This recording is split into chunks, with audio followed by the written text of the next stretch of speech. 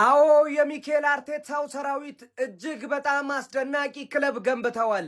ነገር ግን በዋንጫው ፍጻሜ አርሰናል ለመጀመሪያ ጊዜ በቀረበበት የቻምፒዮንስ ሊግ ፍጻሜ ኤነሪኬ እንደተናገሩት ከሆነ ምርጥ ቡድን ሰርተዋል፣ ዋንጫው ግን በእርግጠኝነት የኛ ነው ይላሉ። ኦስማን ዴምቤሌም እንደዚሁም ደግሞ ክቫራትስኬሊያም የተናገሩት ንግግር ደግሞ ሚዲያውን ከሚባለው በላይ ተቆጣጥሮታል። ያራዳ ልጆች ዴምቤሌ ይናገራል። ሜዳ ውስጥ ፕሬስ ማድረግ ማልችል ከሆነ ወደ ቤንች ነው የምወርደው ሲል ይናገራል። ክቫራትስኬሊያም ይቀጥላል። ሜዳ ውስጥ ባለኛ አቅም መሮጥ ማልችል ከሆነ እኔም የቤንች ቦታው ለኔ ክፍት ነው ይላል። የኤነሪኬን ቁርጠኝነት ነው የሚያሳየው። ሜዳ ውስጥ ምንም አይነት ቀልድም ርህራሄም አያውቁም፣ ምረት የለሽ ናቸው። ታዲያ የሚኬል አርቴታው ሰራዊት ይህን ንግግር እንዴት ይመለከታል? እናንተስ እንዴት ታዩታላችሁ? ሀሳብ አስተያየት ኮሜንት ላይ እናንተ ነው። ሼር ኮፕሊንግ ሳይረሳ።